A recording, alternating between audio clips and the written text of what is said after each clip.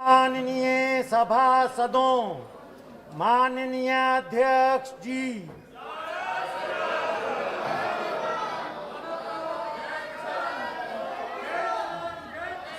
Item number 1 Shrimati Nirmala Sitharaman ji, आप बैठ जाए। माननीय सदस्य प्लीज, माननीय सदस्य प्लीज, प्लीज माननीय सदस्य please.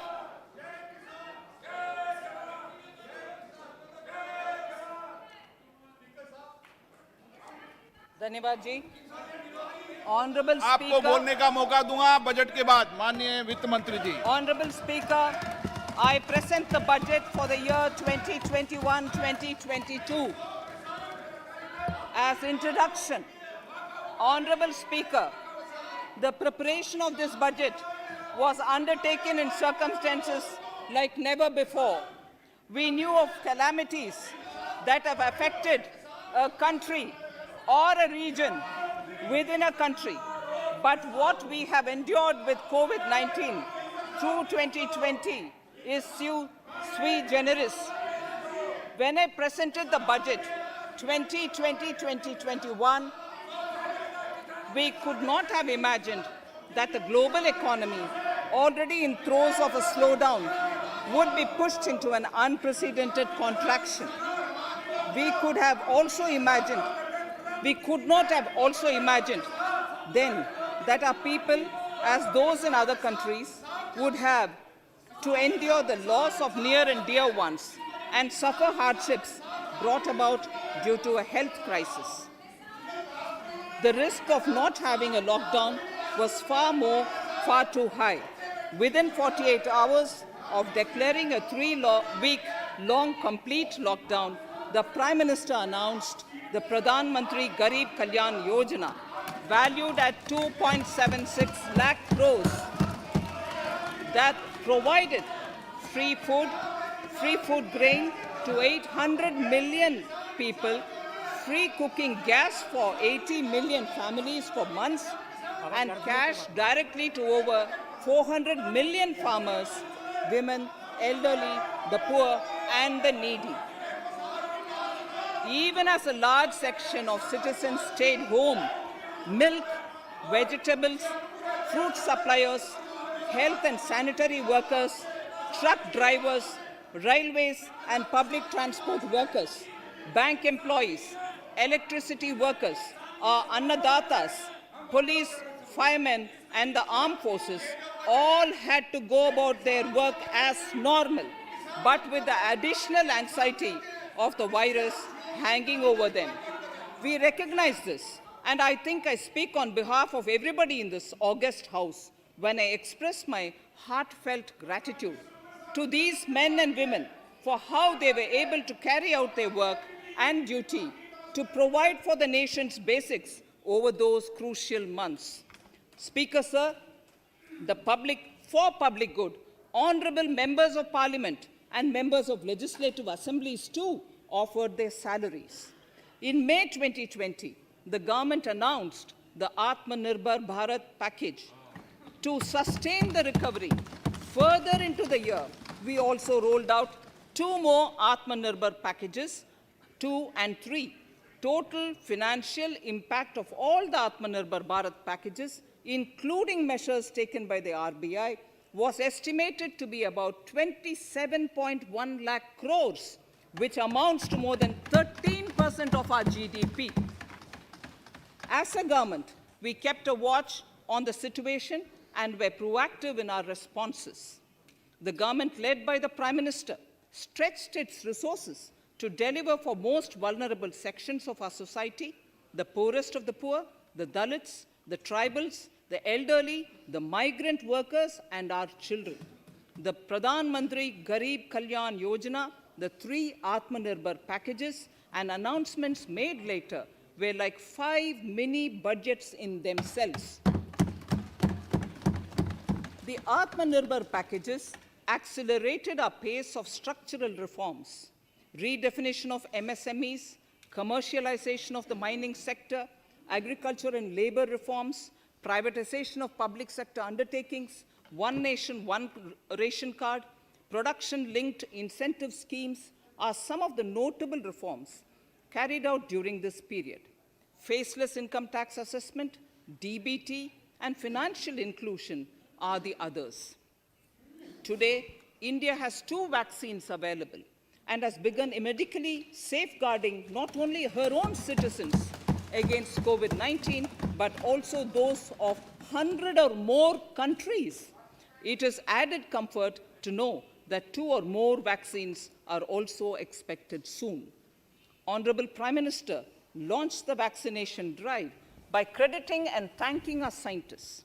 We are ever grateful for the strength and rigor of their efforts. Having said that, we are all reminded time and again that our fight against COVID-19 continues into 2021. Now, just as it happened after the 2 world wars, there are signs that the political, economic, and strategic relations in the post-COVID world are changing. This moment in history is the dawn of a new era, one in which India is well poised to truly be the land of promise and hope. I borrow the words of Rabindranath Tagore. Faith is the bird that feels the light and sings when the dawn is still dark. Faith is the bird that feels the light and sings when the dawn is still dark. In this spirit, I can't help but recall the joy that we as cricket-loving nation felt after the Team India's recent spectacular success in Australia. It has reminded us of all the qualities that we as a people, particularly our youth, epitomize of having abundant promise and the unsuppressed thirst to perform and to succeed. Today, data shows that India now has one of the lowest death rate of 112 per million population and one of the lowest active cases of about 130 per million. This has laid the foundation to the revival we are seeing now in the economy. This budget will be the first of this new decade. This budget will also be a digital budget, and that has happened with all your support. So far, only 3 times has a budget followed a contraction in the economy. All such contractions earlier were as a result of situations typical to India. This time, the contraction in our economy is due to a global pandemic, just like in several other countries. Having said that, I want to confidently state that our government is fully prepared to support and facilitate the economy's reset. This budget provides every opportunity for our economy to raise and capture the pace that it needs for a sustainable growth. 2021 is the year of many important milestones for our history. I mention a few of these. It is the 75th year of independence, 60 years of Goa's accession to India, 50 years of the 1971 India-Pakistan War. It will be the year of the 8th census of independent India. It will also be India's turn at the BRICS presidency, the year for our Chandrayaan-3 mission, and the Haridwar Mahakumbh.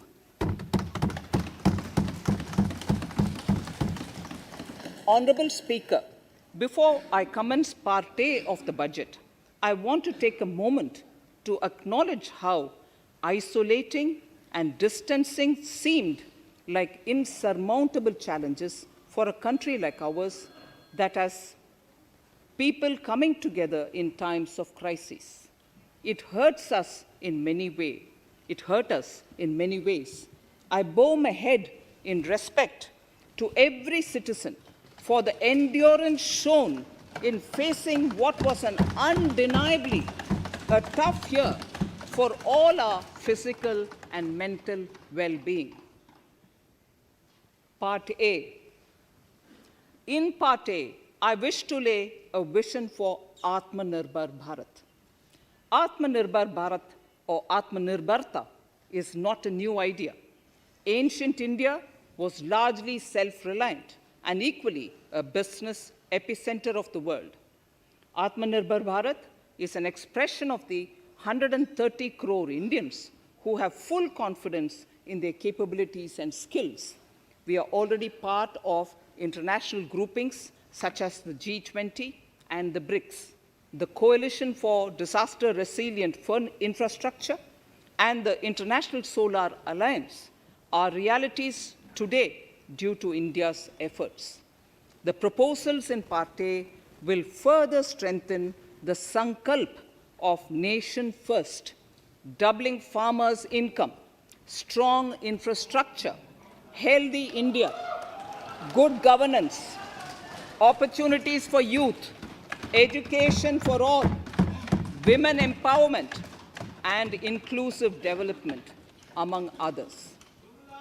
Additionally, also on the path to fast implementation are the 13 promises we had made in the budget of 2015-16, which were to materialize during the Amrit Mahotsav of 2022 on the 75th year of our independence. They too resonate with the vision of Atmanirbharta. The budget proposals for 21-22 rest on 6 pillars: health and well-being, physical and financial capital and infrastructure, inclusive development for aspirational India, reinvigorating human capital, innovation and R&D, and as 6th, minimum government and maximum governance. I now move to talking about the first pillar, health and well-being. Even at the outset, I would like to say that the investment on health infrastructure in this budget has increased substantially. Progressively, as institutions absorb more, we shall commit more. Taking a holistic approach to health, we focus on strengthening 3 areas: preventive, curative, and well-being. Health systems. A new centrally sponsored scheme, PM Atmanirbhar Swasth Bharat Yojana, will be launched with an outlay of about 64,180 crores over 6 years. This will develop capacities of primary, secondary, and tertiary care health systems, strengthen existing national institutions, and create new institutions to cater to detection and cure of new and emerging diseases. This will be in addition to the National Health Mission. The main interventions under the scheme are support for over 17,000 rural and 11,000 urban health and wellness centers, setting up integrated public health labs in all districts, and 3,382 block public health units in 11 states, establishing critical care hospital blocks in 602 districts and 12 central institutions, strengthening of National Center for Disease Control, its 5 regional branches and 20 metropolitan health surveillance units, expansion of the integrated health information portal to all states and UTs to connect all public health labs, operationalization of 17 new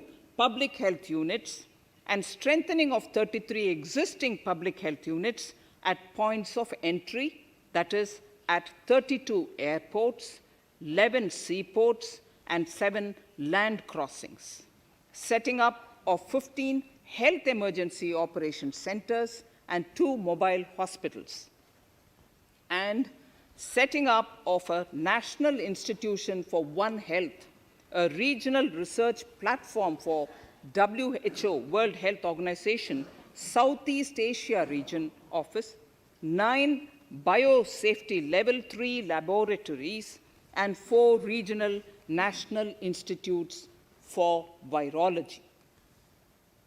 Nutrition. To strengthen nutritional content, delivery, outreach, and outcome, we will merge the supplementary nutrition program and the Poshan Abhiyan and launch the Mission Poshan 2.0. We shall adopt an intensified strategy to improve nutritional outcomes across 112 aspirational districts. Universal coverage of water supply. The World Health Organization has repeatedly stressed the importance of clean water, sanitation, and clean environment as a prerequisite to achieving universal health. The Jal Jeevan Mission Urban will be launched. It aims at universal water supply in all 4,378 urban local bodies with 2.86 crores household tap connections, as well as liquid waste management in 500 Amrit cities. It will be implemented over 5 years with an outlay of 2,87,000 crores. Swachh Bharat and Swasth Bharat. For further Swachhata of urban India, we intend to focus on complete fecal sludge management and wastewater treatment, source segregation of garbage, reduction in single-use plastic, reduction in air pollution by effectively managing waste from construction and demolition activities, and bioremediation of all legacy dump sites. The Urban Swachh Bharat Mission 2.0 will be implemented with a total financial allocation of 1,41,678 crores over a period of 5 years from 2021. Clean air. To tackle the burgeoning problem of air pollution, I propose to provide an amount of 2,217 crores of rupees for 42 urban centers with a million-plus population in this budget. Scrapping policy. We are separately announcing, Honorable Speaker, a voluntary vehicle scrapping policy to phase out old and unfit vehicles. This will help in encouraging fuel-efficient, environment-friendly vehicles, thereby reducing vehicular pollution and oil import bills. Vehicles would undergo fitness tests in automated fitness centers after 20 years in case of personal vehicles and after 15 years in case of commercial vehicles. Details of the scheme will be separately shared by the ministry. Vaccines. The pneumococcal vaccine, a made-in-India product, is presently limited to only 5 states. It will be rolled out across the country. This will avert more than 50,000 child deaths annually. Honorable Speaker, I have provided 35,000 crores of rupees for COVID-19 vaccine in this year 21-22. I am committed to provide further funds if required. So the budget outlay for health and well-being is 2,23,846 crores in this BE 21-22, as against the BE of only 94,452 crores, and it marks an increase of 137%. The details of the same are at Annexure 1 of the speech. Honorable Speaker, I now move to the second pillar, physical and financial capital and infrastructure. Atmanirbhar Bharat, production-linked incentive schemes are things which I would like to place an emphasis. For a $5 trillion economy, our manufacturing sector has to grow in double digits on a sustained basis. Our manufacturing companies need to become an integral part of global supply chains, possess core competence, and cutting-edge technology. To achieve all of the above, PLI schemes to create manufacturing global champions for an Atmanirbhar Bharat have been announced for 13 sectors. For this, the government has committed nearly 1.97 lakh crores over 5 years starting this financial year. This initiative will help bring scale and size in key sectors, create and nurture global champions, and provide jobs to our youth. Textiles. To enable the textile industry to become globally competitive, attract large investments, and boost employment generation, a scheme of Mega Investment Textiles Park will be launched in addition to the PLI schemes. This will create world-class infrastructure with plug-and-play facilities to create global champions in exports. 7 textile parks will be established over 3 years. Infrastructure. The National Infrastructure Pipeline, which I announced in December 2019, is the first of its kind. Whole of government exercise ever undertaken by Government of India. The NIP was launched with 6,835 projects. The project pipeline has now expanded to 7,400 projects. Around 217 projects worth rupees 1.10 lakh crores under some key infrastructure ministries have been completed. The NIP is a specific target which this government is committed to achieving over the coming years. It will require major increase in funding from both the government and the financial sector. In this budget, I propose to take concrete steps to do this in 3 ways.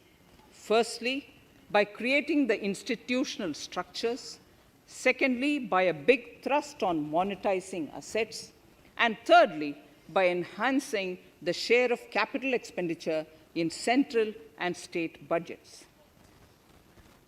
Infrastructure needs long-term debt financing. A professionally managed development financial institution is necessary to act as a provider, enabler, and catalyst for infrastructure financing. Accordingly, I shall introduce a bill to set up a development financial institution. I have provided a sum of 20,000 crore rupees to capitalize this institution. The ambition is to have a lending portfolio of at least 5 lakh crores for this DFI within 3 years' time. Debt financing of InvITs and REITs by foreign portfolio investors will be enabled by making suitable amendments in the relevant legislations. This will further ease access of finance to InvITs and REITs, thus augmenting funds for infrastructure and real estate sectors. Asset monetization. Monetizing operating public infrastructure.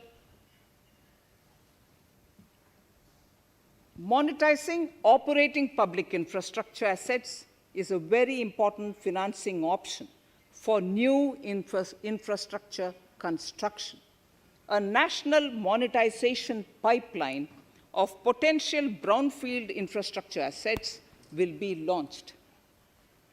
An asset monetization dashboard will also be created for tracking the progress and to provide visibility to investors. Some important measures in the direction of monetization are National Highways Authority of India and the PGCIL each have sponsored one InvIT that will attract international and institutional investors. 5 operational roads with an estimated enterprise value of 5,000 crores of rupees are being transferred to the NHAI InvIT. Similarly, transmission assets of value 7,000 crores will be transferred to the PGCIL InvIT. Railways will monetize dedicated freight corridor assets for operations and maintenance after commissioning. A next lot of airports will be monetized for operations and management concessions. Other core infrastructure assets that will be rolled out under the asset monetization programs are NHAI operational toll roads, 2 transmission assets of PGCL, 3 oil and gas pipelines of GAIL, Gas Authority of India Limited, IOCL and HPCL, Airports Authority of India airports in Tier 2 and 3 cities, other railway infrastructure assets, warehousing assets of CPSE, such as the Central Warehousing Corporation and NAFED, among others, and sports stadiums. Sharp increase in capital budget. In the BE 2020-21, we had provided for 4.12 lakh crores for capital expenditure.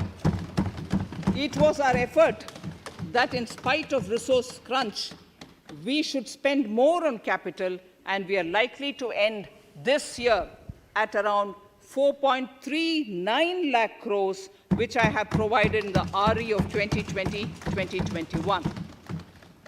For 21-22, I propose a sharp increase in capital expenditure and thus have provided 5.54 lakh crores, which is 34.5% more than the BE of 2020-2021.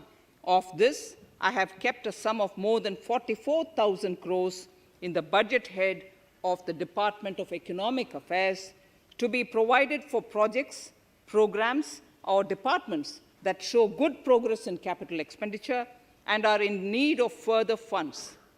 Over and above this expenditure, we would also be providing more than 2 lakh crores to states and autonomous bodies for their capital expenditure.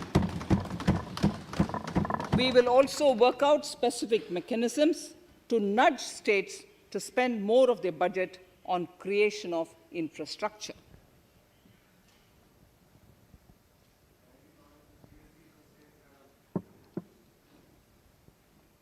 Roads and highways infrastructure. More than 13,000 kilometer length of roads at a cost of 3.3 lakh crores has already been awarded under the 5.35 lakh crores Bharatmala Pariyojana project, of which 3,800 kilometers have been constructed. By March 2022, we would be awarding another 8,500 kilometers and complete an additional 11,000 kilometers of national highway corridors. To further augment road infrastructure, more economic corridors are also being planned. Some are 3,500 kilometers of national highway works in the state of Tamil Nadu at an investment of 1.03 lakh crores. These include Madurai-Kollam corridor, Chittoor-Tachur corridor, and construction will start next year. Second, 1,100 kilometers of national highway works in the state of Kerala at an investment of 65,000 crores, including 600 kilometer section of Mumbai-Kanyakumari corridor in Kerala. Third, 675 kilometers of highway works in the state of West Bengal at a cost of 25,000 crores, including upgradation of existing road Kolkata-Siliguri.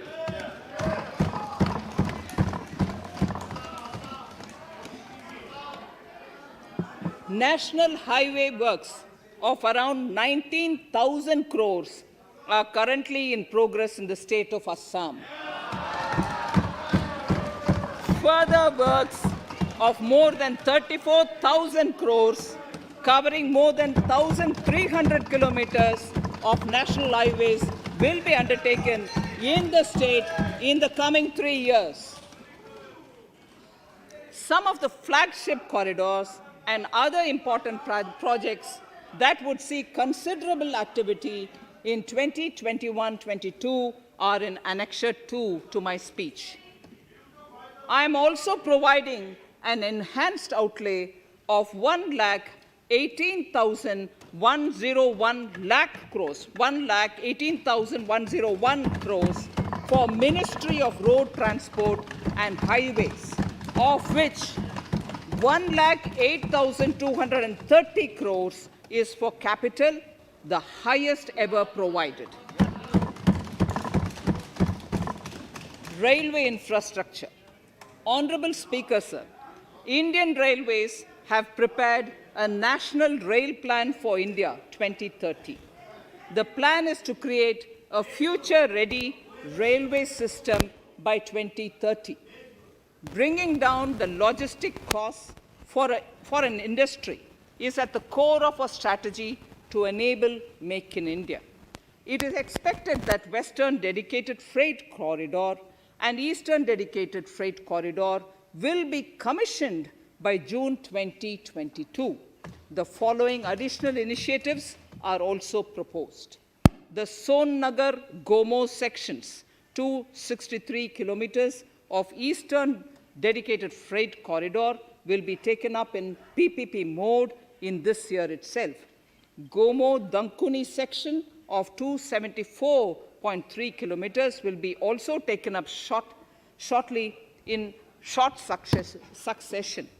We will undertake future dedicated freight corridor projects, namely East Coast Corridor from Kharagpur to Vijayawada, East-West Corridor from Bhusawal to Kharagpur to Dankuni, and North-South Corridor from Itarsi to Vijayawada. Detailed project reports will be undertaken in the first phase. Broad gauge route kilometers, RKM as I referred to, electrified is expected to reach 46,000 kilometers, 46,000 RKMs. That is 72% by end of 2021 from 41,548 RKMs on 1st October 2020. 100% electrification of broad gauge routes will be completed by December 2023. For passenger convenience and safety, the following measures are being proposed. We will introduce the aesthetically designed Vista Dome LHB coach on tourist routes to give better travel experience to passengers. The safety measures undertaken in the past few years have borne results. To further strengthen this effort, high-density network and highly utilized network routes of Indian Railways will be provided with an indigenously developed automatic train protection system that eliminates train collision due to human error. I am providing a record sum of 1,10,055 crores for railways, of which 1,07,100 crores is for capital expenditure only. Urban infrastructure.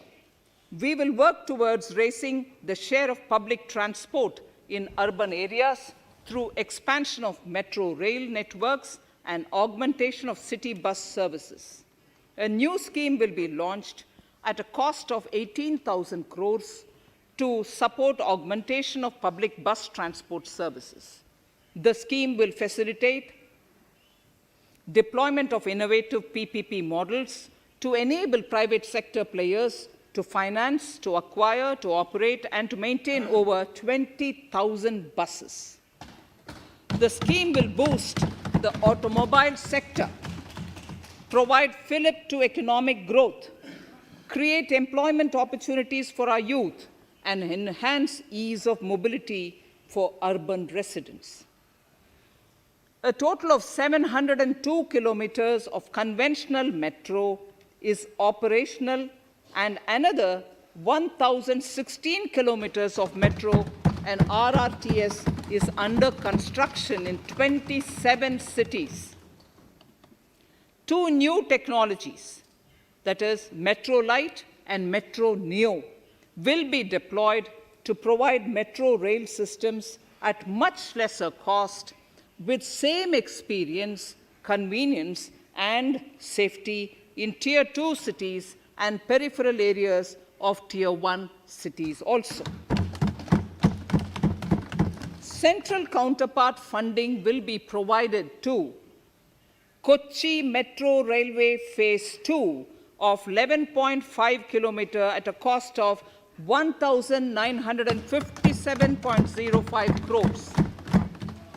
Chennai Metro Railway Phase 2 of 118.9 kilometers at a cost of 63,246 crores. Bengaluru Metro Railway Project Phase 2A and 2B of 58.19 kilometers at a cost of 14,788 crores. Nagpur Metro Rail Project Phase 2 and Nashik Metro at a cost of 5,976 crores and 2,092 crores respectively. Power infrastructure.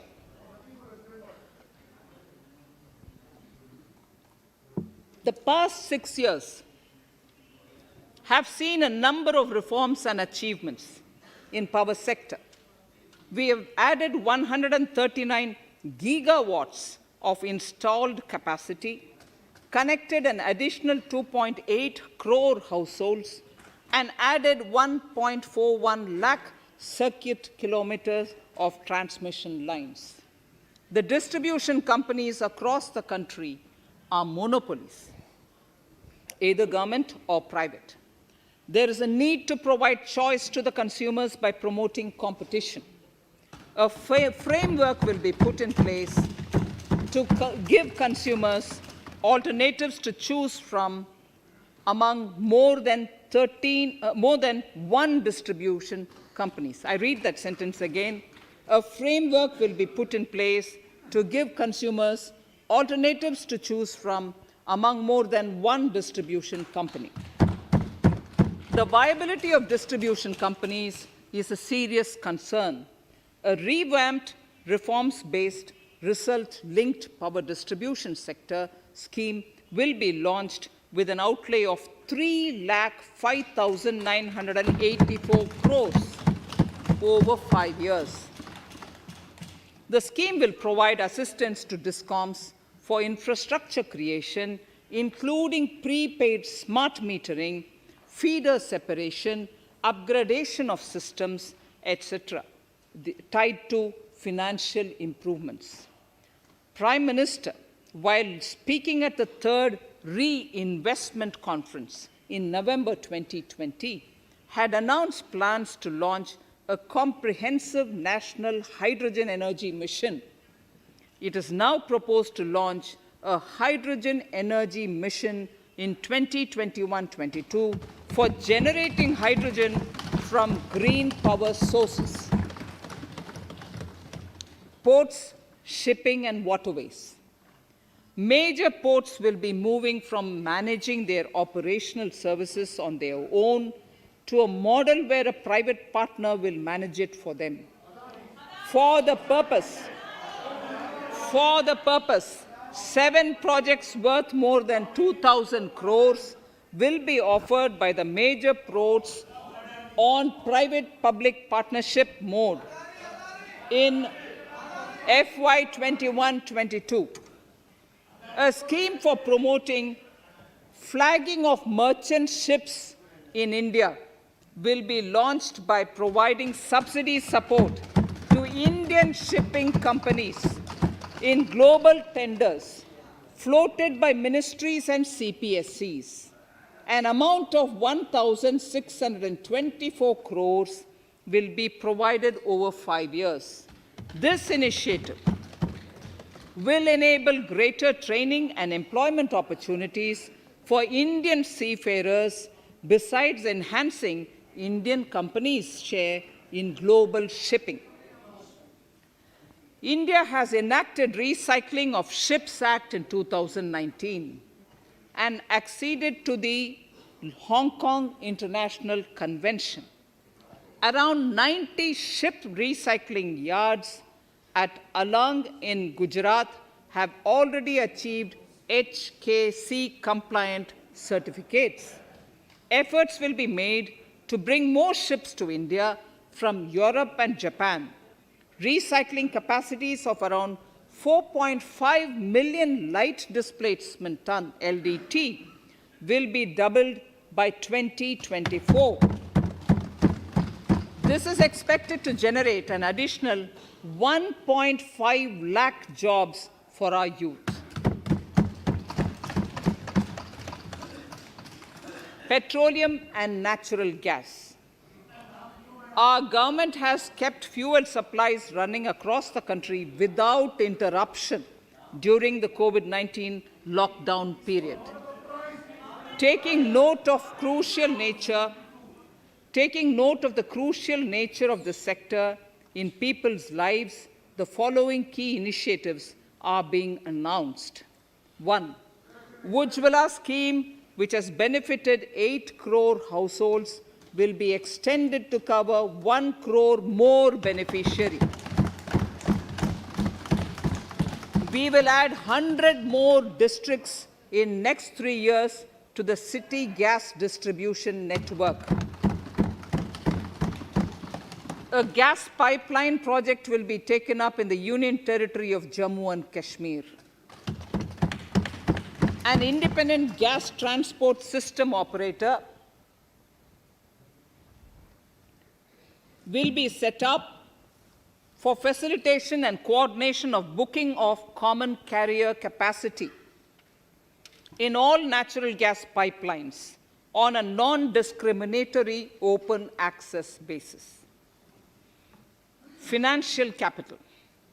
I propose to consolidate the provisions of the Psb Act 1992, Depositories Act 1996, Securities Contracts Regulation Act 1956, and Government Securities Act 2007 into a rationalized single securities markets code. The government would support the development of a world-class fintech hub at the Gst Ifsc. To instill confidence amongst the participants in corporate bond market during times of stress and to generally enhance secondary market liquidity, it is proposed to create a permanent institutional framework. The proposed body would purchase investment-grade debt securities both in the stressed and normal times and help in the development of the bond market. In the budget 2018-19, government had announced its intent to establish a system of regulated gold exchanges in the country. For the purpose, Psb will be notified as the regulator, and Warehousing Development and Regulatory Authority will be strengthened to set up a commodity market ecosystem arrangement, including vaulting, assaying, logistics, etc., in addition to warehousing. Towards investor protection, I propose to introduce an investor charter as a right of all financial investors across all financial products. To give a further boost to the non-conventional energy sector, I propose to provide additional capital infusion of 1,000 crores to Solar Energy Corporation of India and 1,500 crores to Indian Renewable Energy Development Agency. I propose to amend the Insurance Act 1938 to increase the permissible FDI limit from 49% to 74% in insurance companies and allow foreign ownership and control with safeguards. Under the new structure, the majority of directors on the board and key management persons would be resident Indians, with at least 50% of directors being independent directors and specified percentage of profits being retained as general reserve. Stressed asset resolution by setting up a new structure. The high level of provisioning by public sector banks of their stressed assets calls for a measure to clean up the bank books. An asset reconstruction company limited and asset management company would be set up to consolidate and take over the existing stressed debt and then manage and dispose of the assets to alternative investment funds and other potential investors for eventual value realization. Recapitalization of Psb. To further consolidate the financial capital capacity of PSBs, further recapitalization of 20,000 crores is proposed in 21-22. Deposit insurance. Last year, government had approved an increase in the deposit insurance cover from 1 lakh rupees to 5 lakhs for bank customers. I shall be moving amendments to Gst Act 1961 in this session itself to streamline the provision so that if a bank is temporarily unable to fulfill its obligations, the depositors of such bank can get easy and time-bound access to their deposits to the extent of the deposit insurance cover. This would help depositors of banks that are currently under stress. To improve credit discipline, while continuing to protect the interest of small borrowers, for NBFCs with minimum asset size of 100 crores, the minimum loan size eligible for debt recovery under the Securitization and Reconstruction of Financial Assets and Enforcement of Security Interests (FWF Act 2002, it is proposed to be reduced from the existing level of 50 lakhs to 20 lakhs. Company matters. The decriminalization of the procedural and technical compoundable offenses under Companies Act 2013 is now complete. I now propose to take up decriminalization of the Limited Liability Partnerships Act 2008. Honorable Speaker, I propose to revise the definition under the Companies Act 2013 for small companies by increasing the threshold for paid-up capital from not exceeding 50 lakh to not exceeding 2 crores and turnover from not exceeding 2 crores to not exceeding 20 crores. This will benefit more than 2 lakh companies in easing their compliance requirements. As a further measure which directly benefits startups and innovators, I propose to incentivize the incorporation of one-person companies by allowing one-person companies to grow without any restriction on paid-up capital and turnover, allowing their conversion into any other type of company at any time, reducing the residency limit for an Indian citizen to set up an one-person company from 182 days to 120 days, and allow also non-resident Indians to incorporate OPCs in India. This will be a big boost for startups. To ensure faster resolution of cases, the NCLT framework will be strengthened, e-court system shall be implemented, and alternate methods of debt resolution and special framework for MSMEs shall be introduced. During the coming fiscal, we will be launching data analytics, artificial intelligence, machine learning driven MCA 2.1 version to MCA 21 version 3.0. MCA 21 version 3.0. This version 3.0 will have additional modules for e-scrutiny, e-adjudication, e-consultation, and compliance management. Disinvestment and strategic sale. In spite of COVID-19, we have kept working towards strategic disinvestment. A number of transactions, namely BPCL, Air India, Shipping Corporation of India, Container Corporation of India, IDBI Bank, Bharat Earth Movers Limited, Pavan Hans, Neelachal Ispat Nigam Limited, among others, would be completed in 21-22. Other than IDBI Bank, we propose to take up the 2 public sector banks and 1 general insurance company in the year 21-22. This would require legislative amendments, and I propose to introduce the amendments in this session itself. In 21-22, we would also bring the IPO of LIC, for which I am bringing the requisite amendments in this session itself.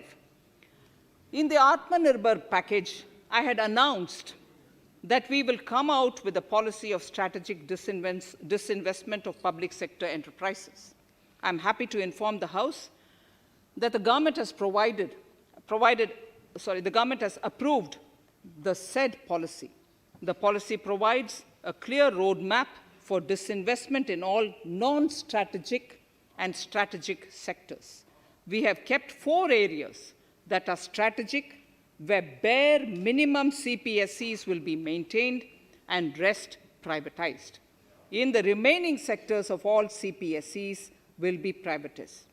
The main highlights of the policy are mentioned in Annexure 3. To fast forward the disinvestment policy, I'm asking NITI to work out on the next list of center public sector companies that would be taken up for strategic disinvestment. To similarly incentivize states to take to disinvestment of their public sector companies, we will work out an incentive package of central funds to states. Idle assets will not contribute to Atmanirbhar Bharat. The non-core assets largely consist of surplus land with government ministries and departments and public sector enterprises. Monetizing of land can either be by way of direct sale or concession, or by similar means. This requires special abilities, and for this purpose, I propose to use a special purpose vehicle in the form of a company that would carry out this activity. In order to ensure timely completion of closure of sick or loss-making CPSCs, we will introduce a revised mechanism that will ensure timely closure of such units. I have estimated 1,75,000 crores as receipts from disinvestment in BE 21-22.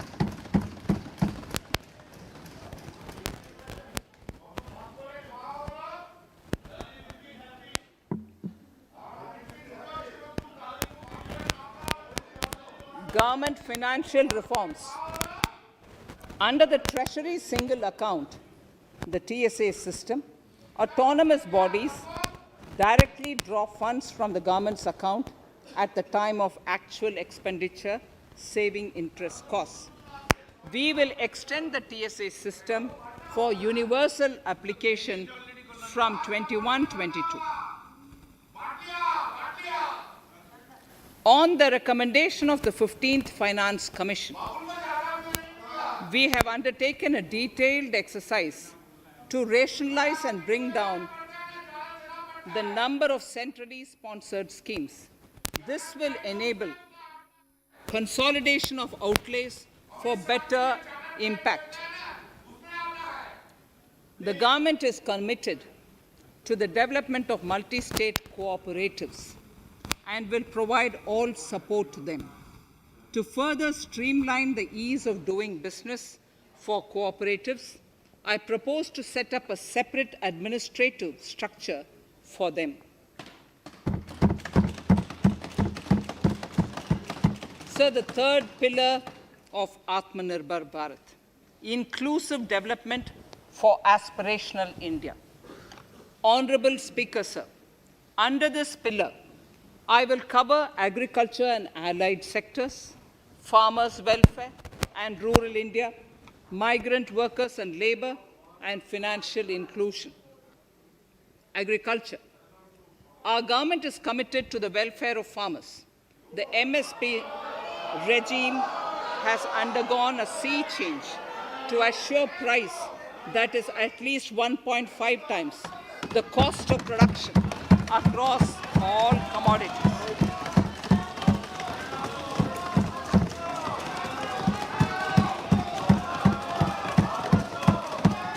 The procurement has also continued to increase at a steady pace. This has resulted in increase in payment to farmers substantially.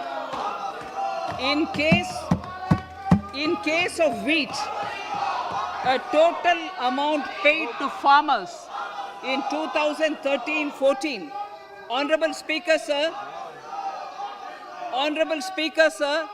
the data that I give now is important for all honorable members to kindly hear.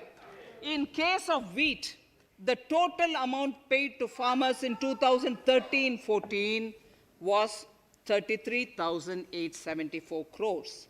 In 2019-20, it was 62,802 crores. And even better, Honorable Speaker, in 2020-2021, this amount paid to farmers was 75,060 crores.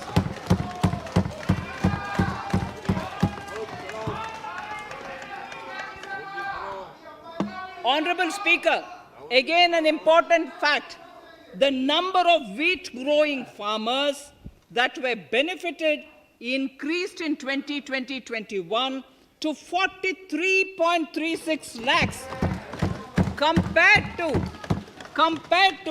35.57 lakhs in 2019-20. That much of an increase within 1 year. For paddy, again an important data. For paddy, the amount paid in 2013-14 was 63,928 crores. In 2019-20, this increased to 1,41,930 crores. Even better, in 2020-2021, in 2020-21, this is further estimated, and I'm saying this is further estimated because the procurement is ongoing, and therefore I can't give you the final figure. This is further estimated to increase to 1,72,752 crores. The number of farmers benefited increased from 1.24 crores in 2019-20 to 1.54 crores in 2020-21. In the same way, Honorable Speaker, sir, in the case of pulses, the amount paid in 2013-14 was 236 crores. In 2019-20, this was increased to 8,285 crores. Now in 2021, it is at 10,530 crores. More than 40 times increase from 2013-14. The receipts to cotton farmers have seen a stupendous increase from 90 crores in 2013-14 to 25,974 crores in, I'm giving you data as of 27th January 2021, this is bound to increase. From 90 crores for cotton farmers in 2013-14 to 25,974 crores in 2021. All the details in complete narration is available in Annexure 4 to my speech. Early this year, Honorable Prime Minister had launched the Swamitwa scheme. Under this, a record of rights is being given to property owners in villages. Up till now, about 1.80 lakh property owners in 1,241 villages have been provided cards. I propose during 21-22 to extend this to cover all states and union territories. To provide adequate credit to our farmers, I have enhanced the agricultural credit target to 16.5 lakh crores in this year. We will focus on ensuring increased credit flow to animal husbandry, Pashupalan, dairy, and to Matsyakar, to the fisheries. We are enhancing the allocation to the Rural Infrastructure Development Fund from 30,000 crores to 40,000 crores. The Micro Irrigation Fund, with a corpus of 5,000 crores, has been created under NABARD. I propose to double it by augmenting it by another 5,000 crores. To boost value addition in agriculture and allied products and their exports, the scope of Operation Green Scheme that is presently applicable to only tomatoes, onions, and potatoes will be enlarged to include 22 perishable crops. Around 1.68 lakh crore farmers, around 1.68 crore farmers are registered, and 1.14 lakh crores of rupees trade value has been carried out through e-NAMs, the National Agricultural Market. Keeping in view the transparency and the competitiveness that e-NAM has brought into the agricultural market, 1,000 more mandis will be integrated with e-NAM. Honorable Speaker, sir, with all this, the Agricultural Infrastructure Fund would be made available to the APMCs for augmenting their infrastructure facilities.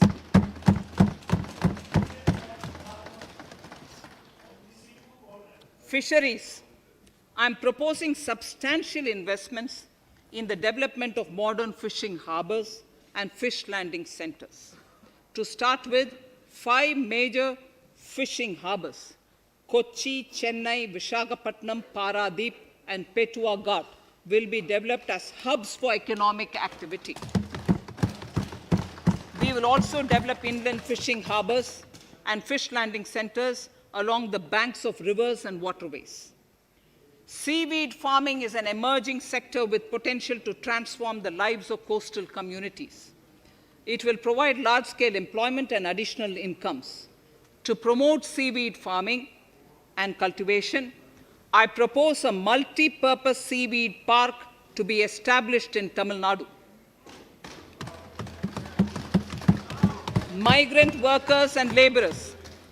We have launched the One Nation, One Ration Card scheme, through which beneficiaries can claim their rations anywhere in the country. Migrant workers in particular benefit from the scheme. Those staying away from their families can partially claim their ration where they are stationed, while their family in their native places can claim the rest. I'm happy to inform you that One Nation, One Ration Card plan is under implementation by 32 states and union territories, reaching about 69 crore beneficiaries. That's a total of 86% beneficiaries covered. The remaining 4 states and UTs will be integrated in the next few months. To further extend our efforts towards the unorganized labor force, migrant workers in particular, I propose to launch a portal that will collect relevant information on gig workers, building and construction workers, among others.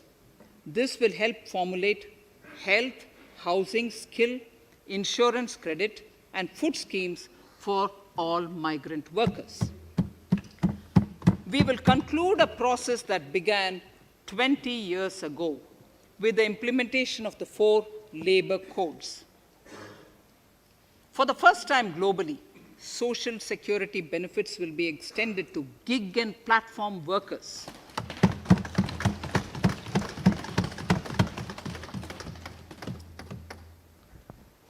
Minimum wages will apply to all categories of workers, and they will all be covered by the Employees State Insurance Corporation.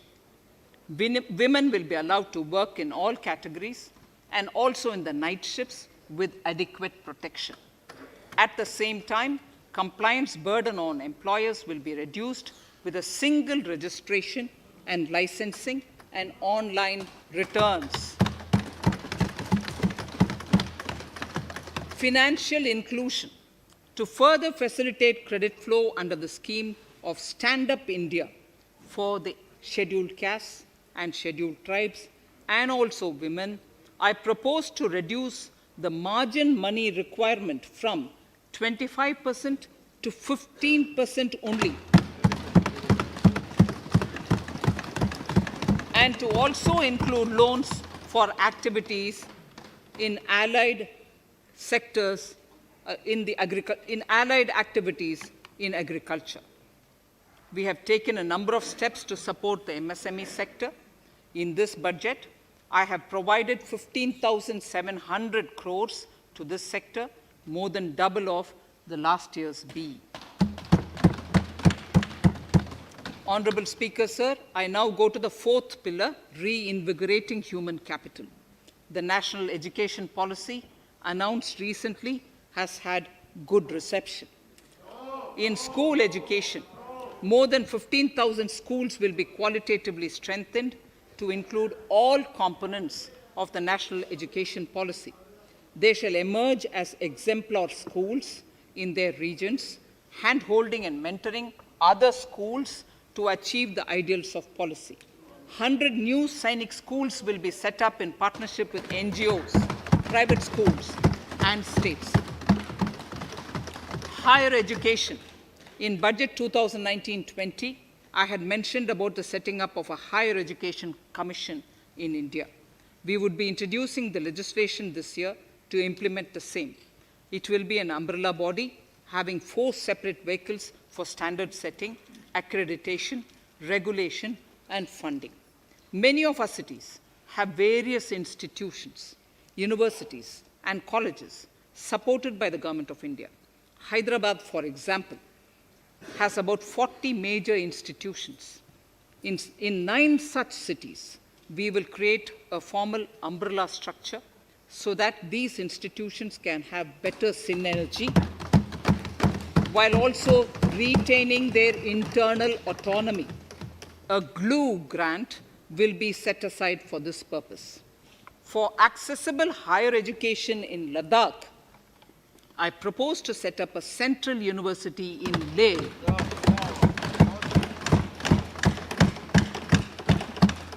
The other important projects to be taken up as a part of the NEP are listed in Annexure 5. Scheduled caste and scheduled tribes welfare. We have set ourselves a target of establishing 750 Eklavya model residential schools in our tribal areas. I propose to increase the unit cost of each such school from 20 crores, which is what it is now, to 38 crores, and for hilly and difficult areas to 48 crores. This would help creating robust infrastructure facilities for our tribal students. We have revamped the post-metric scholarship scheme for the welfare of scheduled caste students. I have also enhanced the central assistance in this regard. We are allotting 35,219 crores for 6 years till 25-26 to benefit 4 crores scheduled caste students. Skilling. In 2016, we had launched the National Apprenticeship Promotion Scheme. The government proposes to amend the Apprenticeship Act with a view to further enhancing apprenticeship opportunities for our youth. We will realign the existing scheme of National Apprenticeship Training Scheme for providing post-education apprenticeship training of graduates and diploma holders in engineering. Over 3,000 crores will be provided for this purpose. An initiative is underway, Honorable Speaker, in partnership with the United Arab Emirates to benchmark skill qualifications, assessment, and certification, accompanied by the deployment of certified workforce. We also have a collaborative inter-training program between India and Japan to facilitate transfer of Japanese industrial and vocational skills, techniques, and knowledge. We will take forward this initiative with many more countries also.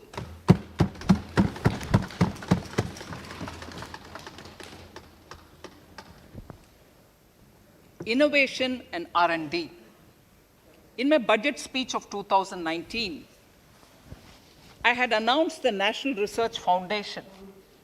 We have now worked out the modalities, and the NRF outlay will be of 50,000 crores over 5 years.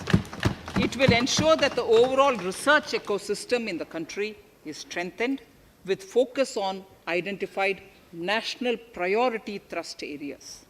There has been a manifold increase in digital payments in the recent past. To give a further boost to digital transactions, I earmarked 1,500 crores for a proposed scheme that will provide financial incentive to promote digital mode of payment. We will undertake a new initiative, National Language Translation Mission. This will enable the wealth of governance and policy-related knowledge on the internet being made available in major Indian languages. The new Space India Limited, a PSU, under the Department of Space, will execute the PSLV CS-51 launch, carrying the Amazonia satellite from Brazil, along with a few smaller Indian satellites. As part of the Gaganyaan mission activities, 4 Indian astronauts are being trained on generic spaceflight aspects in Russia. The first unmanned launch is slated for December 2021. Our oceans are a storehouse of living and non-living resources. To better understand this realm, we will launch a deep ocean mission with a budget outlay of more than 4,000 crores over 5 years.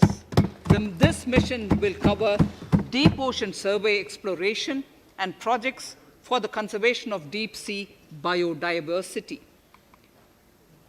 I come to the 6th pillar, Honorable Speaker, minimum government, maximum governance. Honorable Speaker, sir, this is the last of the 6 pillars. This will outline plans for reforms in one of our core principles of minimum government, maximum governance. We have taken a number of steps to bring reforms in tribunals in the last few years for speedy delivery of justice. Continuing with the reforms process, I now propose to take further measures to rationalize the functioning of tribunals. We have introduced the National Commission for Allied Healthcare Professionals Bill in Parliament. National Commission for Allied Healthcare Professionals Bill in the Parliament, with a view to ensure transparent and efficient regulation of 56 allied healthcare professionals.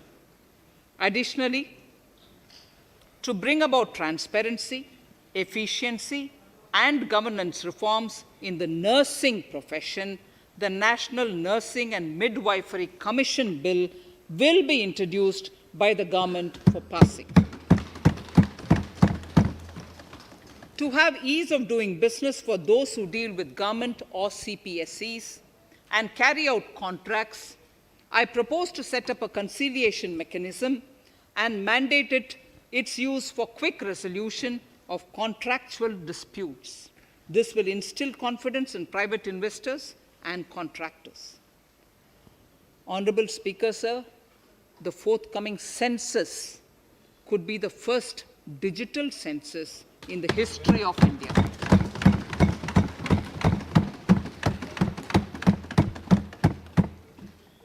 For this monumental milestone marking task, I have allocated 3,768 crores in this year, 21-22. Honorable Speaker, Goa is celebrating the Diamond Jubilee year of the state's liberation from Portuguese rule. From the Government of India's side, I propose to grant 300 crores to the Government of Goa for the celebrations. I propose to provide 1,000 crores for the welfare of tea workers, especially women and children in Assam and West Bengal. A special scheme will be devised for the same.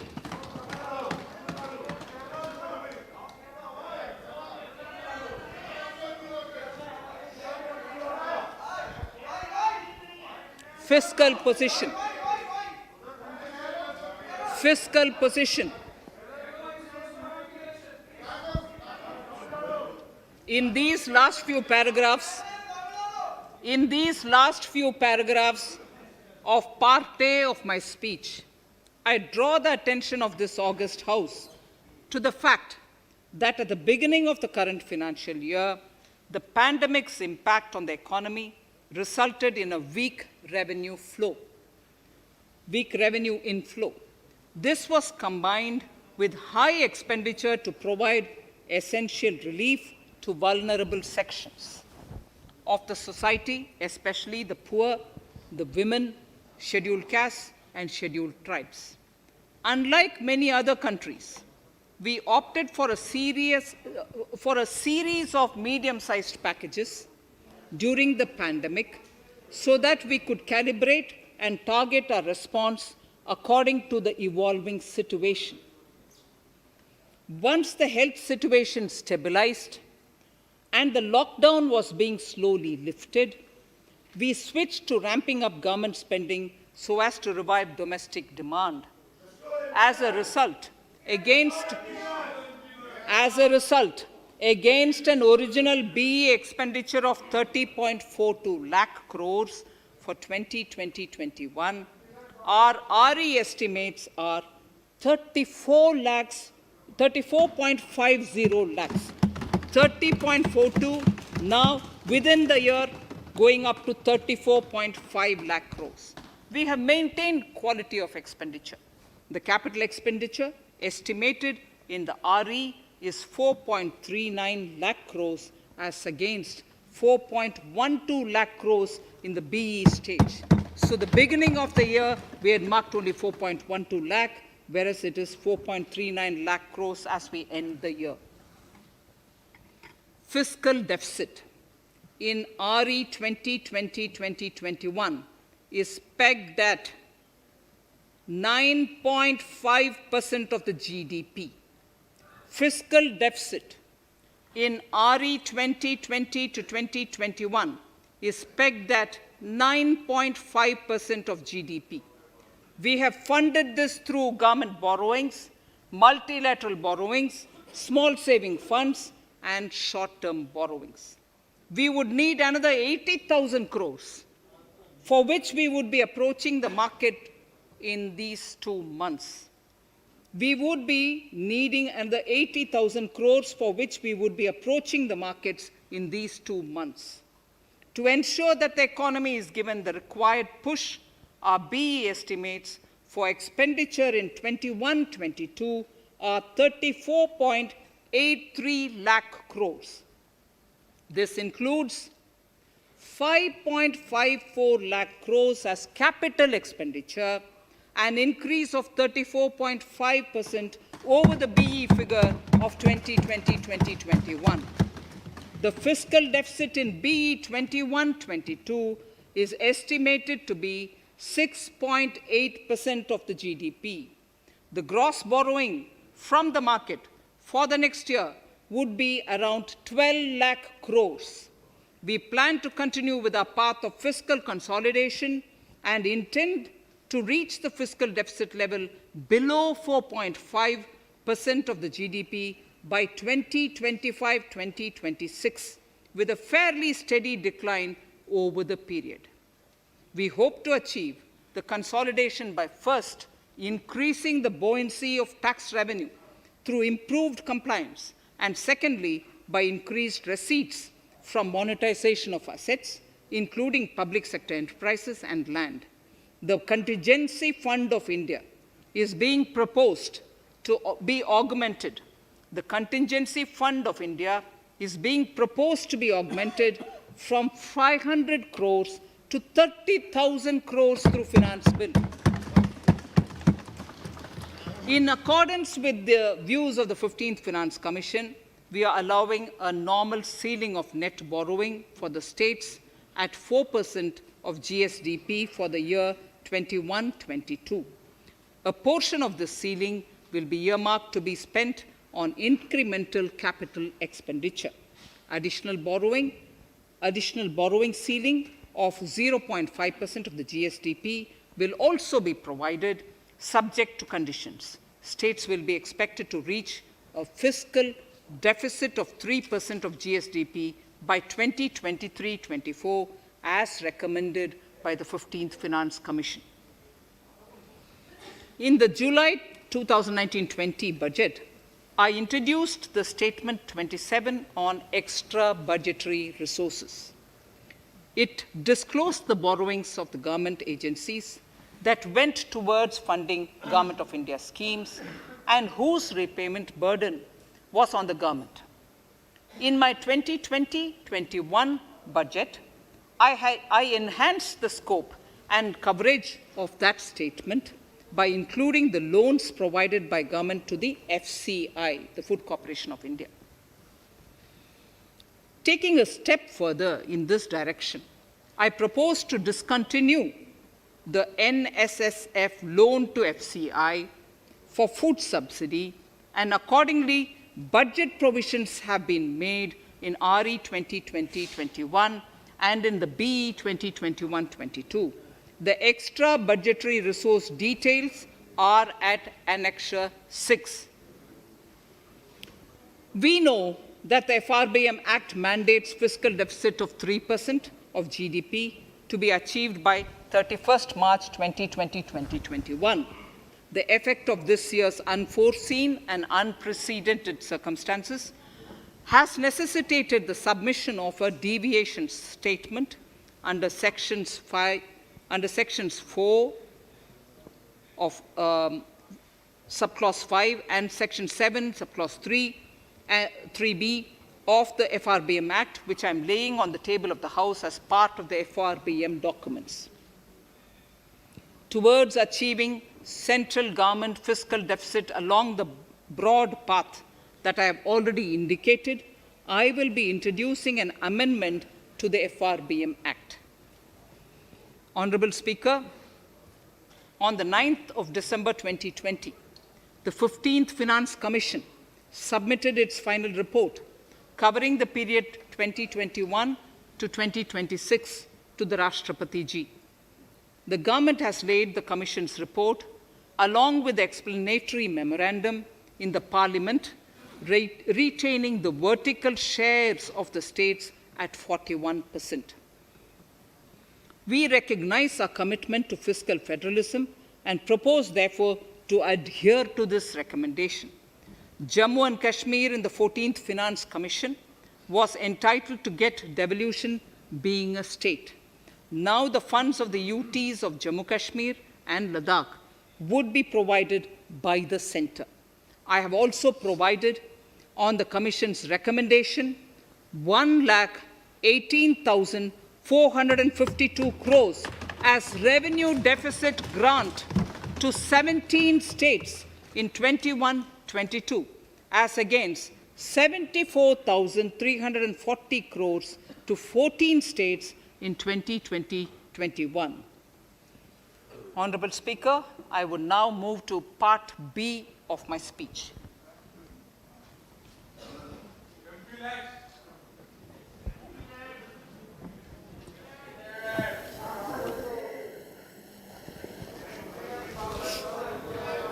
Honorable Speaker, the world is facing a serious challenge of the pandemic and its aftershock.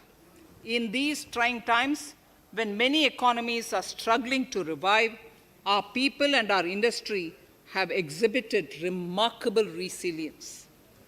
As I mentioned already, post-pandemic, a new world order seems to be emerging, one in which Asia is poised to occupy a prominent position, and India will have a leading role therein. In this scenario, our tax system has to be transparent, efficient, and should promote investments and employment in our country. At the same time, it should put minimum burden on our taxpayers. I borrow the words of Thiruvalluvar, the saint.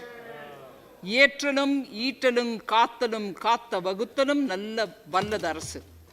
A king or a ruler is the one who creates and acquires wealth, protects and distributes it for common good. Tirukkural. Direct tax proposals. Keeping this in mind, the words of Tirukkural, our government introduced a series of reforms in the direct tax system for the benefit of our taxpayers and economy.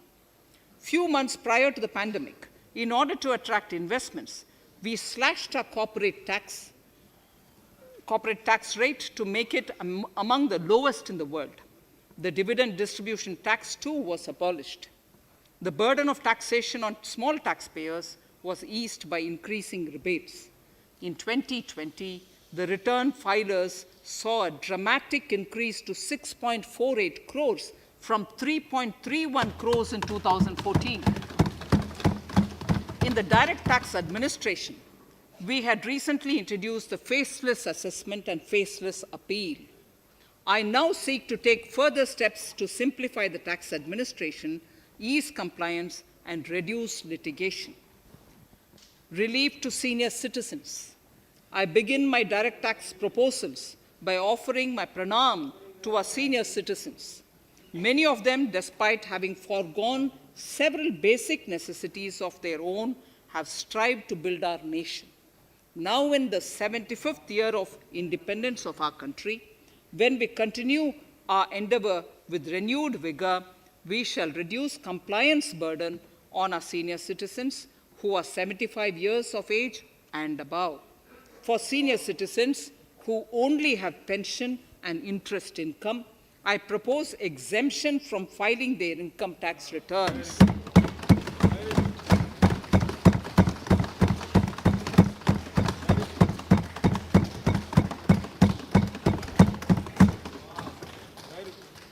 The paying bank will deduct the necessary tax on their income. Reduction in time for income tax proceedings. This is a very key announcement, if you ask me. Honorable Speaker, presently an assessment can be reopened up to 6 years and in serious tax fraud cases for up to 10 years. As a result, taxpayers have to remain under uncertainty for a very long time. I therefore propose to reduce this time limit for reopening of assessments to 3 years from the present 6 years.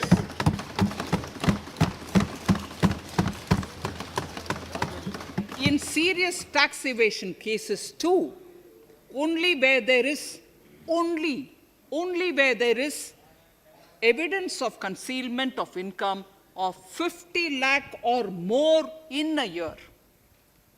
In serious tax evasion cases too, only where there is evidence of concealment of income of 50 lakh or more in a year, can the assessment be reopened up to 10 years. Even this reopening can be done only after the approval of the Principal Chief Commissioner, the highest level of Income Tax Department.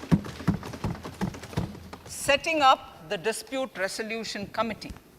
Honorable Speaker, it has been the resolve of this government to reduce litigation, which mars the present taxation system. The government came out with the Direct Taxation Vivad Se Vishwas scheme to give taxpayers an opportunity to settle long-pending disputes and be relieved to further strain on their time and resources.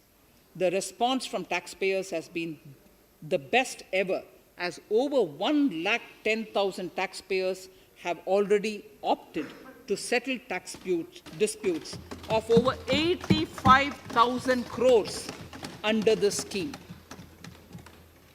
To further reduce litigation for small taxpayers, I propose to constitute a dispute resolution committee for them, which will be faceless to ensure efficiency, transparency, and accountability. Anyone with a taxable income up to 50 lakh and disputed income up to 10 lakh shall be eligible to approach the committee. Faceless IT-AT. For ease of compliance and to reduce discretion, we are committed to make the taxation processes faceless. The government has already introduced faceless assessment and appeal this year. The next level of income tax appeal is the Income Tax Appellate Tribunal. I now propose to make this tribunal faceless. We shall establish a national faceless Income Tax Appellate Tribunal Center. All communication between the tribunal and the appellant shall be electronic. Where personal hearing is needed, it shall be done through video conferencing. Relaxations to NRI. When non-resident Indians return to India, they have issues with respect to their accrued incomes in their foreign retirement accounts. This is usually due to mismatch in taxation period. They also face difficulties in getting credit for Indian taxes in foreign jurisdictions. I propose to notify rules for removing their hardship of double taxation. Exemption from audit. Currently, if your turnover exceeds 1 crore, you have to get your accounts audited.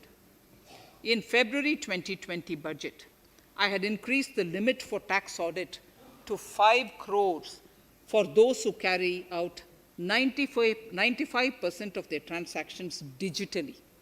To further incentivize digital transactions and to reduce compliance burden, I propose to increase this limit for tax audit for such persons from 5 crores to 10 crores.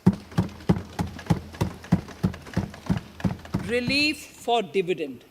In the previous budget, I had abolished the dividend distribution tax in order to incentivize investment. Dividend was made taxable in the hands of shareholders. Now, in order to provide ease of compliance, I propose to make dividend payment to rate and InvIT exempt from TDS. Further, as the amount of dividend income cannot be estimated correctly by the shareholders for paying advance tax, I propose to provide that advance tax liability on dividend income shall arise only after the declaration or payment of dividend. Also, for the foreign portfolio investors, I propose to enable deduction of tax on dividend income at lower treaty rate. Attracting foreign investment into infrastructure sector. In the last budget, for attracting foreign investment in the infrastructure sector, we had granted 100% tax exemption, subject to certain conditions, to foreign sovereign wealth funds and pension funds on their income from investment in Indian infrastructure. We have noticed that few of such funds are facing difficulties in meeting some of the conditions.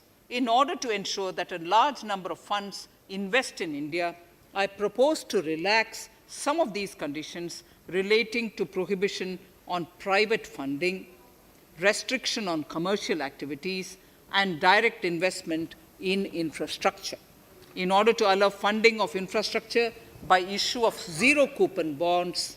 I propose to make notified infrastructure debt funds eligible to raise funds by issuing tax-efficient zero-coupon bonds. Affordable housing.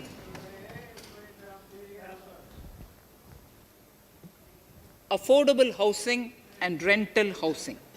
This government sees housing for all and affordable housing as priority areas. In July 2019 budget, I provided an additional deduction of interest amounting to 1.5 lakh for loan taken to purchase an affordable house. I propose to extend the eligibility of this condition by 1 more year to 31st March 2022. The additional deduction of 1.5 lakh shall therefore be available for loans taken up to 31st March 2022 for the purchase of affordable houses. Further, to keep up the supply of affordable houses, I propose that the affordable housing projects can avail a tax holiday for 1 more year till 31st March 2022. These are available now for projects also. We are committed to promote supply of affordable rental housing for migrant workers. For this, I propose to allow tax exemption for notified affordable rental housing projects. Tax incentives to Ifsc. As I mentioned in Part A of this speech, the government is committed to making the International Financial Services Center in Gift City a global financial hub. In addition to the tax incentives already provided, I propose to include, among others, tax holiday for capital gains for aircraft leasing companies, tax exemption for aircraft lease rentals paid to foreign lessors, tax incentive for relocating foreign funds in the Ifsc, and to allow tax exemption to the investment division of foreign banks located in the Ifsc. Pre-filling of returns. Honorable Speaker, in order to ease compliance for the taxpayer, details of salary income, tax payments, TDS, etc., already come pre-filled in income tax returns. To further ease filing of returns, details of capital gains from listed securities, dividend income, and interest from banks, post office, etc., will also be now pre-filled. Relief to small trusts. We hope to reduce compliance burden on small charitable trusts running educational institutions and hospitals. So far, there is a blanket exemption to such entities whose annual receipt does not exceed 1 crore of rupees. I now propose to increase this amount to 5 crores. Labor welfare. We have noticed that some employers deduct the contribution of employees toward provident funds, superannuation funds, and other social security funds, but do not deposit these contributions within the specified time.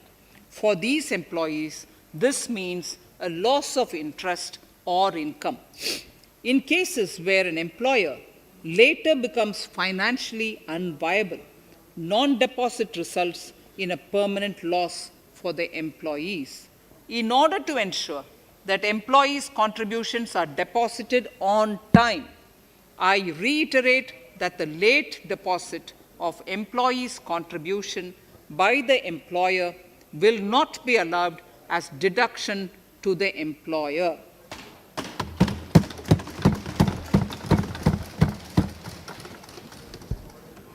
Incentives for startups. In order to incentivize startups in the country, I propose to extend the eligibility for claiming tax holiday for startups by 1 more year, till 31st March 2022. Further, in order to incentivize funding for the startups, I propose to extend the capital gains exemption for investment in startups by one more year till 31st March 2022. Sir, I now come to indirect tax proposals, GST. Before I come to my indirect tax proposals, I would like to appraise the House on GST. The GST is now 4 years old, and we have taken several measures to further simplify it. Some of the measures include nil return through SMS, quarterly return and monthly payment for small taxpayers, electronic invoice system, validated input tax statements, pre-filled editable GST return, and staggering of returns filing. The capacity of GST and system has also been enhanced. We have also deployed deep analytics and artificial intelligence to identify tax evaders and fake billers and launched special drives against them. The results speak for themselves. We have made record collections in the last few months. The Gst Council has painstakingly thrashed out thorny issues. As chairperson to the Council, I want to assure this House that we shall take every possible measure to smoothen the GST further and to remove anomalies such as inverted duty structure. Custom duty rationalization. Our custom duty policy should have the twin objective of promoting domestic manufacturing and helping India get on to global value chain and export better. The thrust now has to be on easy access to raw materials and exports of value-added products. Towards this, last year, we started overhauling the customs duty structure, eliminating 80 outdated exemptions. I also thank everyone who responded overwhelmingly to a crowdsourcing call for suggestions on this revamp. I now propose to review more than 400 old exemptions this year. I repeat, I now propose to review more than 400 old exemptions this year. We will conduct this through extensive consultations, and from 1st October 2021, we will put in place a revised customs duty structure free of distortions. I also propose that any new customs duty exemptions, therefore, henceforth will have validity up to 31st March following 2 years from the date of the issue. Electronic and mobile phone industry. Domestic electronic manufacturing has grown rapidly. We are now exporting items like mobiles and chargers. For greater domestic value addition, we are withdrawing a few exemptions on part of chargers and subparts of mobiles. Further, some parts of mobiles will move from nil rate to a moderate 2.5%. Iron and steel. MSMEs and other user industries have been severely hit by a recent sharp rise in iron and steel prices. Therefore, we are reducing customs duty uniformly to 7.5% on semis, flats, and long products of non-alloy, alloy, and stainless steels. To provide relief to metal recyclers, mostly MSMEs, I am exempting duty on steel scrap for a period up to 31st March 2022. Further, I am also revoking ADD and CVD on certain steel products. Also, to provide relief to copper recyclers, I am reducing duty on copper scrap from 5% to 2.5%. Textiles. The textile sector generates employment and contributes significantly to the economy. There is a need to rationalize duties on raw material inputs to man-made textiles. We are now bringing nylon chain on par with polyester and other man-made fibers. We are uniformly reducing the BCD rates on caprolactam, nylon chips, nylon fiber, and yarn to 5%. This will help the textile industry, MSMEs, and also overall exports. Chemicals. We have calibrated customs duty rates on chemicals to encourage domestic value addition and to remove inversions. Apart from other items, we are reducing customs duty on naphtha to 2.5% to correct inversion. Gold and silver presently attract a basic customs duty of 12.5%. Since the duty was raised from 10% in July 19, prices of precious metals have risen sharply. To bring it closer to previous levels, we are rationalizing customs duty on gold and silver. Renewable energy. In Part A, we have already acknowledged that solar energy has huge promise for India. To build up domestic capacity, we will notify a phased manufacturing plan for solar cells and solar panels. At present, to encourage domestic production, we are raising duty on solar inverters from 5% to 20% and on solar lanterns from 5% to 15%. Capital equipment and auto parts. There is immense potential in manufacturing heavy capital equipment domestically. We will comprehensively review the rate structure in due course. However, we are revising duty rates on certain items immediately. We propose to withdraw exemptions on tunnel boring machine. It will attract a customs duty of 7.5% and its parts a duty of 2.5%. We are raising customs duty on certain auto parts to 15% to bring them on par with general rate on auto parts. MSME products. We are proposing certain changes to benefit MSMEs. We are increasing duty from 10 to 15% on steel screws and plastic builder wares. On prawn feed, we increase it from 5 to 15%. We are rationalizing exemption on import of duty-free items as an incentive to exporters of garments, leather, and handicraft items. Almost all of these items are made domestically by our MSMEs. We are withdrawing exemption on imports of certain kinds of leathers as they are domestically produced in good quantity and quality, mostly by MSMEs. We are also raising customs duty on finished synthetic gemstones to encourage domestic processing. Agriculture products to benefit farmers. We are raising customs duty on cotton from nil to 10%, on raw silk and silk yarn from 10 to 15%. We are also withdrawing end-use based concession on denatured ethyl alcohol. Currently, rates are being uniformly calibrated to 15% on items like maize, bran, rice bran, oil cake, and animal feed additives.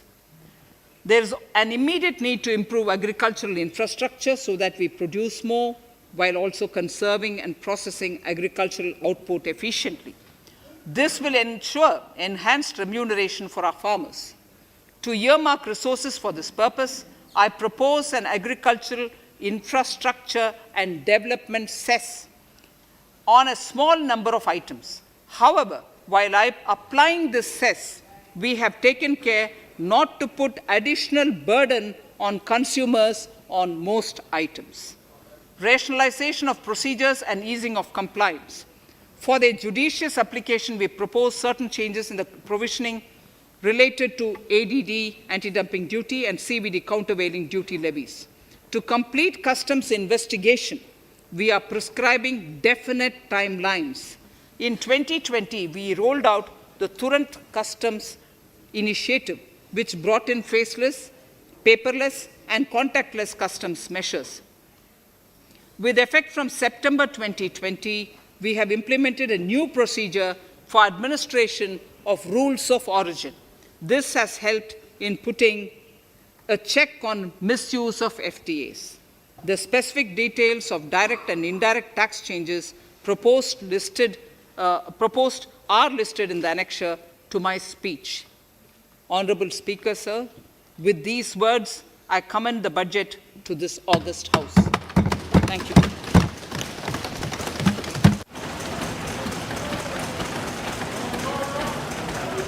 Item number 1, माननीय मंत्री जी, item number 1।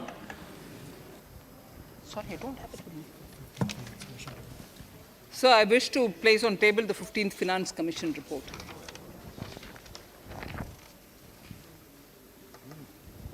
Item number 3, माननीय मंत्री जी।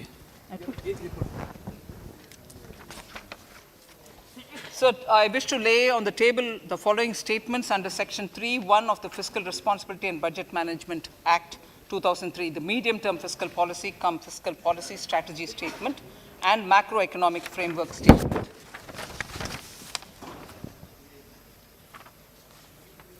Item number 4, So I wish to seek your permission to move for leave to introduce the Finance Bill 2021. प्रश्न ये कि विधेयक को पुनर्स्थापित करने की अनुमति प्रदान की जाए।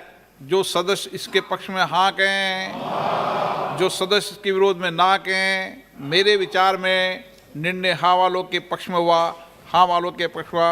माननीय मंत्री जी विधेयक को So I wish to पुनर्स्थापित करें। introduce the bill. Shri Prahlad Joshi ji.